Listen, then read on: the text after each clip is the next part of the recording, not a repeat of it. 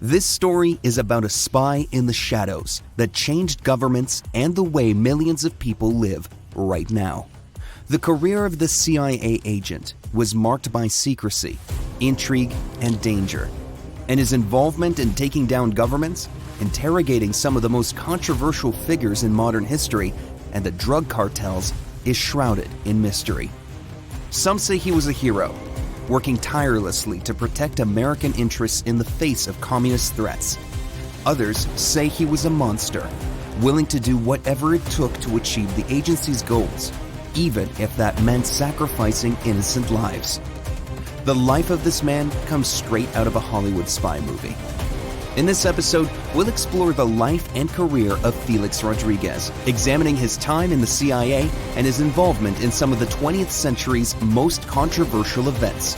We'll go over some of the known facts about his career and some stories to help us understand his impact on the world and the current issues in our country. And we'll delve deep into the dark and twisted world of espionage and criminal enterprise. So buckle up and get ready for a spine-chilling journey into the dark side of one of the most enigmatic figures of the 20th century. This is The Dark Side of the Spy Game, uncovering the terrifying truth about the CIA's most notorious operative. Welcome to the Dark History Project, where we delve deep into the stories of the past that may have been overlooked or forgotten, but have had a significant impact on history. From forgotten battles and unsung heroes to tragic events and mysterious disappearances, we explore the darker corners of history to shed light on the stories that have shaped our world. Join us as we uncover the hidden tales that deserve to be remembered and bring them to light for a new generation of listeners. This is the Dark History Project. Before we get started, we would love for you to subscribe, like, and comment on whatever platform you're listening to or viewing this on. That way you'll know when new episodes are available. Also, please share this episode with your friends and family if you think they'll find it interesting. We always hear about American imperialism and how the US government intervenes in other countries by changing election outcomes, backing certain politicians, or even taking out dictators. We often hear the names of presidents when discussing these topics, but what about those actually making things happen on the ground? We never hear the names of the people actually sent to other countries to take down governments or change regimes. These men and women are the real James Bonds. Except this isn't a movie. This is real life. So who is Felix Rodriguez, the CIA agent who changed history? Rodriguez was born on May 31st, 1941 in Havana, Cuba. He grew up in a middle-class family and attended school in Havana before moving to the United States in 1959, shortly after Fidel Castro came to power. This was normal for Cubans to leave their native country after Castro came to power, as many Cubans fled to Miami. After arriving in the United States, Rodriguez joined the U.S. Army and served as a paratrooper in the Vietnam War. It was during this time in Vietnam that Rodriguez first became involved with the CIA, working as a liaison between the agency and the South Vietnamese military. It is important to note that he developed some new techniques in the field of combat, and we'll go over them later. After leaving Vietnam, Rodriguez was recruited by the CIA to work as a covert operative in Latin America. He was involved in a number of covert operations throughout the region. Let's first go over the Bay of Pigs. The Bay of Pigs was a failed attempt by a group of Cuban exiles to overthrow the communist government of Fidel Castro in 1961. The invasion was organized and financed by the Central Intelligence Agency, or the CIA, with the support of the United States government. Felix Rodriguez was a key figure in the Bay of Pigs invasion. He was a member of Brigade 2506, the CIA-funded paramilitary group that was tasked with carrying out the invasion. A quick side note, Brigade 2506 was established by none other than Howard E. Hunt. He was a CIA agent involved not only in the Bay of Pigs invasion, but also in running CIA operations in Mexico to overthrow the elected president of Guatemala. He was an executive assistant to CIA Director Dulles Allen. Not to mention, he was the organizer for bugging the Democratic National Committee, which led to the Watergate scandal. In addition, he was even allegedly involved in the JFK assassination. This character deserves an episode of his own, but the connection to Rodriguez is interesting. Now back to our main character. Rodriguez was involved in the planning and execution of the invasion, and he played a key role in the capture and interrogation of Cuban soldiers and officials after the invasion failed. Rodriguez's involvement in the Bay of Pigs invasion began in 1960 when he was recruited by the CIA to work as a liaison between the agency and the Cuban exiles who were planning the invasion. He helped to train the exiles and provide them with intelligence and logistical support. When the invasion began on April 17, 1961, Rodriguez was on the ground in Cuba, serving as a communications officer for Brigade 2506. The invasion quickly ran into trouble, and after 3 days of fighting, the exiles were defeated by Cuban government forces. Following the defeat, Rodriguez and other members of Brigade 2506 were captured by the Cuban government. Rodriguez was imprisoned and subjected to harsh interrogation and torture, but he refused to provide the Cuban government with any information about the CIA's involvement in the invasion. After spending 20 months in a Cuban prison, Rodriguez was released in a prisoner exchange.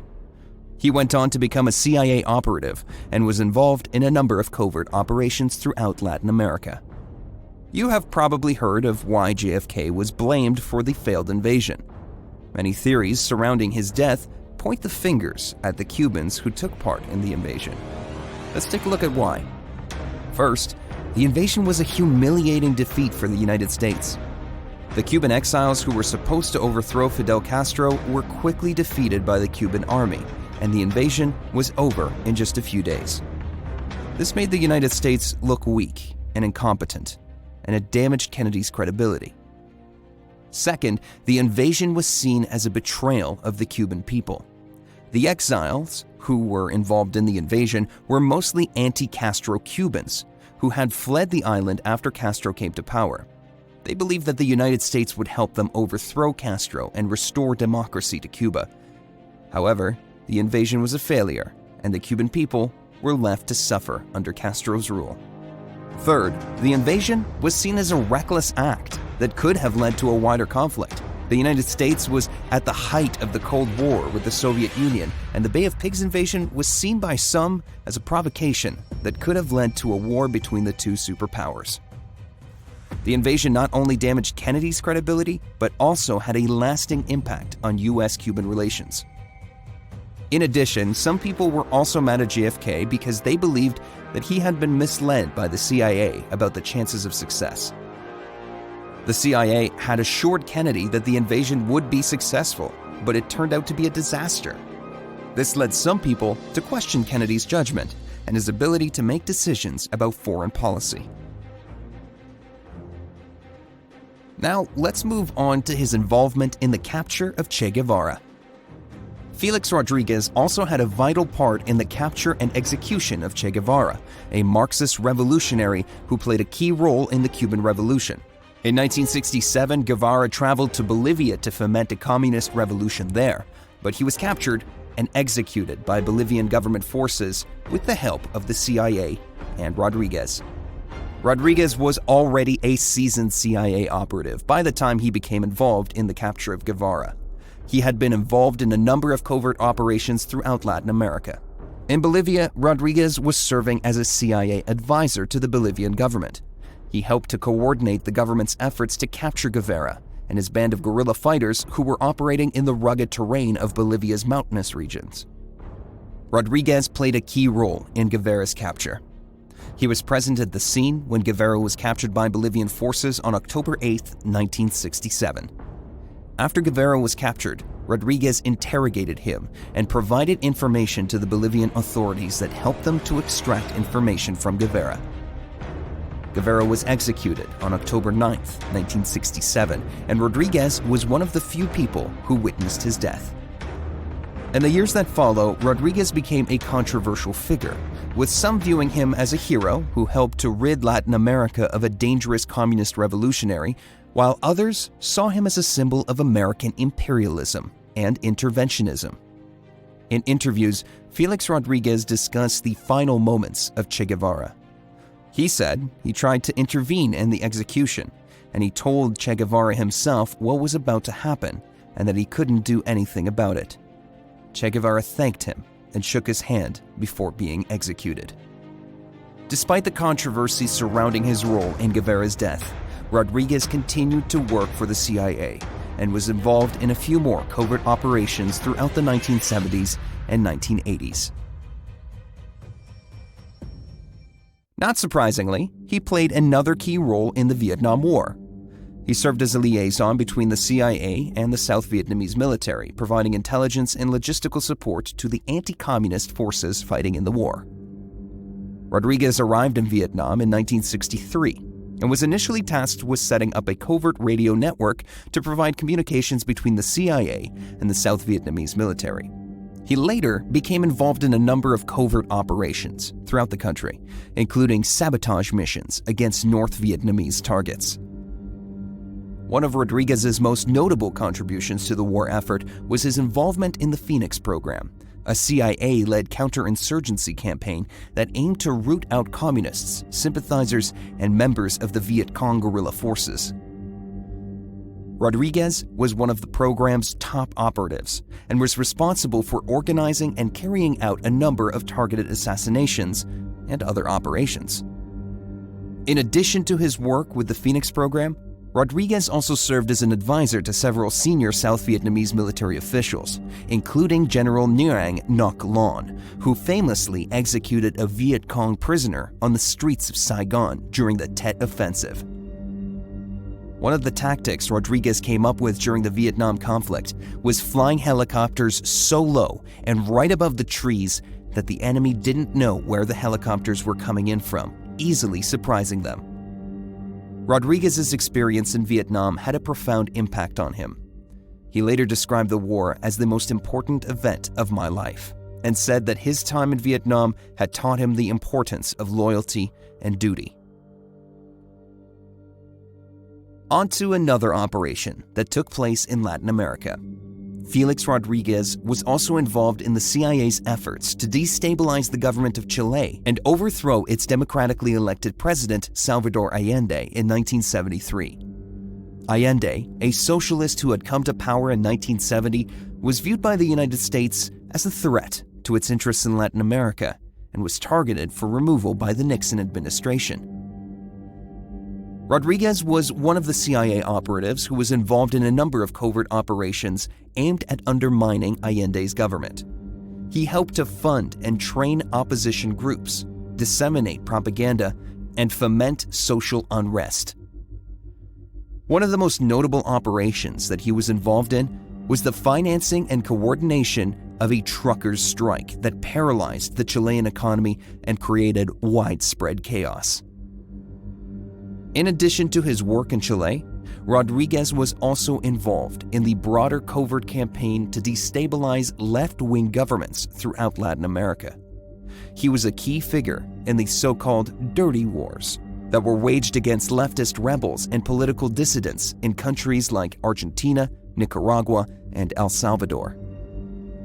The overthrow of Allende in 1973 was a major turning point in the history of Chile and Latin America more broadly. The military dictatorship that followed was marked by widespread human rights abuses and political repression, and it set the stage for the neoliberal economic policies that would come to dominate the region in the decades that followed.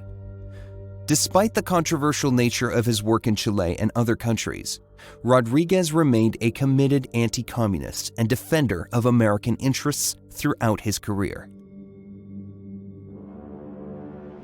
His next involvement has been one of the most controversial issues in the last 40 years, and for whatever reason, is not talked about as much. Felix Rodriguez's involvement in the Iran-Contra affair in the 1980s is perhaps one of the most controversial aspects of his career. The Iran-Contra scandal involved the covert sale of arms to Iran, which was under an arms embargo, in exchange for the release of American hostages held by Iranian-backed militants in Lebanon. The proceeds for these sales were then funneled to Contra rebels fighting the leftist Sandinista government in Nicaragua in violation of U.S. law. Rodriguez was one of the key players in this covert operation. He was heavily involved in the arms sales to Iran and played a key role in facilitating the transfer of funds to the Contras. He was also responsible for helping to cover up the operation and misled Congress when he testified about his involvement. After the scandal broke in 1986, Rodriguez was called to testify before Congress and was ultimately convicted of lying to Congress. However, his conviction was later overturned on a technicality. Weird, right? Especially since this involved some people at the highest level of power. In addition to his role in the Iran-Contra affair, Rodriguez has also been linked to the Guadalajara cartel, a powerful drug trafficking organization based in Mexico. Some reports suggest that Rodriguez was involved in arms smuggling and drug trafficking, and that he may have worked closely with the cartel to further U.S. interests in the region. While these allegations have never fully substantiated, there is evidence to suggest that Rodriguez had close ties to some of the key players in the cartel. For example, he was a close friend of Rafael Caro Quintero, a high-ranking member of the cartel who was eventually arrested and convicted for his role in the murder of a DEA agent. Despite these controversies, Rodriguez has remained a steadfast defender of U.S. interests throughout his career. He has been honored by the U.S. government for his service, and he remains a popular figure among many conservative circles in the United States. However, his involvement in the Iran-Contra affair and his alleged ties to the Guadalajara cartel have raised serious questions about the morality of his actions and the ethics of U.S. foreign policy more broadly. Some have argued that his willingness to work with authoritarian regimes and drug traffickers in pursuit of U.S. interests has undermined American values and tarnished the country's reputation on the world stage. Now, let's talk a bit more about his involvement in Mexico.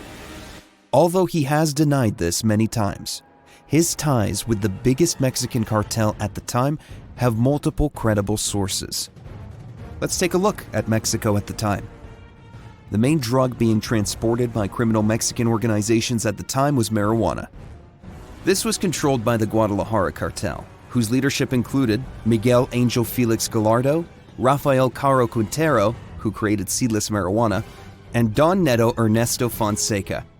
Soon after, they got into the cocaine business, which was mainly controlled by the Colombians.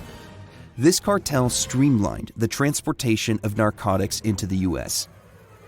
Now, there are several sources tying Felix Rodriguez to the cartels. One Mexican journalist who was a cellmate with Rafael Caro Quintero claims Caro Quintero told him that the DFS, now an extinct Mexican federal police agency, used to protect the leadership of the Guadalajara cartel. All were organized by none other than Felix Rodriguez, with key personnel in the highest level of Mexican government. Now, if you don't know who Rafael Caro Quintero is, he was not only one of the highest-ranking members of the Guadalajara cartel, but he was the one blamed for killing 𝐽𝐽 Camarena, the DEA agent who was tortured and killed. Now, the Netflix series Narcos Mexico covers this topic, but there's so much fiction in it that a lot of the important details are not covered or were changed for entertainment purposes. If you have watched the series, there are these shady CIA officers that use Mexican cartels to move weapons to South America to fight the communists and at the same time protect the Guadalajara cartel who move drugs up north and even offer protection so the DEA doesn't look further into the Guadalajara cartel. This shady CIA officer embodies what Felix Rodriguez was at the time. This journalist also claims that he was told by Caro Quintero that the one who found there was a DEA agent infiltrated within the cartel was Felix Rodriguez. At this point, Caro Quintero claims Felix Rodriguez ordered them to pick up 𝐽𝐽 Camarena and kill him because he knew the Guadalajara cartel had ties with the CIA and knew about the transportation of weapons and the sale of drugs to finance the CIA's war against communism in South America. Now imagine the backlash against very powerful people in Washington, D.C. if this came out. And it is widely believed this went all the way to the Oval Office. Now, within the Mexican cartels up to this day, it is known that you don't mess with US agents because of the fear of the reaction from the Mexican and American governments. So in a way, it makes sense that this was coming from higher authorities. Caro Quintero claimed he was never in agreement to kill the agent. He also claims that the one who is responsible for his death, not just ordering, but the one who delivered the final blow to Kiki's head, was Felix Rodriguez, and the torture and interrogation of the DEA agent. Felix Rodriguez was in constant contact with some of the most powerful people in the Mexican federal government, coordinating the whole thing. Another source of information was a DEA agent, Hector Barelas, who was tasked with investigating Kiki Camarena's death. He even has a book and an Amazon series titled The Last Narc. In summary, he claims that as he was investigating Kiki's death, he ran into a CIA operative who confirmed to him that they, the CIA, were responsible for Kiki's death. Before doing this, he warned Hector about what he was getting himself involved with. He said he had no idea the people involved in this and what they would do to protect themselves. This operative mentioned that the CIA ordered the kidnapping of Kiki.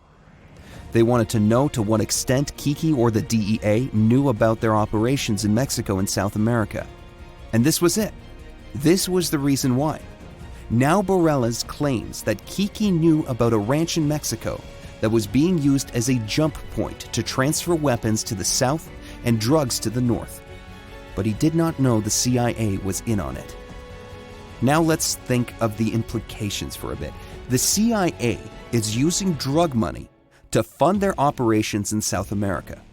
These amounts were in the billions and billions of dollars. And of course, the CIA agents would take their cut from the drug trade to fund the Nicaraguan Contras. This was it. This is what they wanted to hide.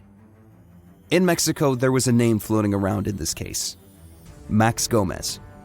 And this Max Gomez was nicknamed the Cuban, which is the nickname Felix Rodriguez used in Vietnam.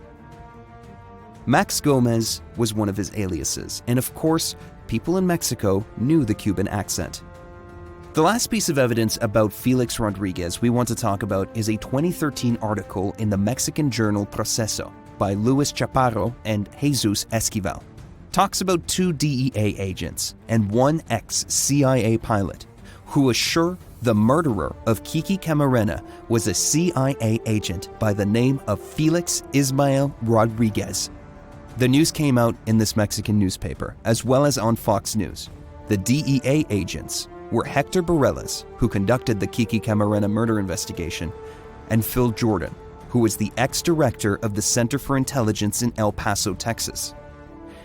They assure they have proof that Felix Rodriguez was identified by several people as Kiki was being tortured and interrogated. It is said by some of the hitmen from the Guadalajara cartel that were present at the house where Kiki was being kept that not only Felix Rodriguez was there, but also many powerful politicians and handlers. They all wanted to know if Kiki or the DEA knew anything about their involvement. Just to get an idea of how influential Felix Rodriguez was, he was in the CIA when George Bush Sr. was the director of the agency and also when he was president. And he was a close friend of his. There are many photos of them in the White House sitting with the then president and his staff. But Felix Rodriguez was the guy that could meet the president one day and fly down to South America to coordinate covert operations the next day. Of course, Felix Rodriguez denies his involvement in Kiki Camarena's death. So did the CIA spokesperson and Jack Lawn, the former head of the DEA. But it is strange that there are multiple witnesses from the cartel to officials in the Mexican government and several American agencies identifying Felix Rodriguez in Mexico at the time. On top of that, of course, a CIA operative is going to deny this. All these events took place recently, and it's hard to know how much the CIA will or has declassified about his work. Now, how do his actions back then still impact today's Mexico and the United States? Well, after the Quique-Camarena mess, the Guadalajara cartel was dismantled due to the amount of pressure and the main leaders being arrested. Remember, the Guadalajara cartel acted as a tight group of all the cartels in different regions throughout Mexico. As you would expect, many factions came out after their leaders got arrested, and it became what we know today as the Sinaloa cartel, the Gulf cartel, the Tijuana cartel, and the Juarez cartel, among others. Of course, right now there are many more, but leaders of today's cartels like 𝐦𝐥𝐻𝐳𝐫𝐞 or El Chapo were in the Guadalajara cartel, just not in the high leadership positions they are known to be in today. The thing is, all these small groups became part of the drug wars we have seen in Mexico in the past 2 decades, all because of Quique-Camarena's incident. Something else to keep in mind is that because of the probable protection the CIA offered to the cartels back then, they were able to not only be part of the transportation of drugs from South America into the United States, which was their main use, but they were also able to control the supply chain from the source to the consumer in the streets inside the United States. Maybe this would have happened anyways, but for sure, we can see how this helped accelerate the process. Now we see cartels with too much power in several countries controlling the entire supply chain. Before this, Mexican cartels only transported drugs from the south into the US, and usually the Colombians took care of selling inside the US. Now, they control countries in South America where the raw materials are in, all the way through production, transportation, and sales inside the US. Now they even manufacture synthetic drugs using fentanyl inside Mexico and the United States. In any case, Felix Rodriguez's legacy is a complex and controversial one. While he has been praised for his bravery and dedication to his country, he has also been criticized for his involvement in a number of ethically dubious operations, both in Latin America and beyond.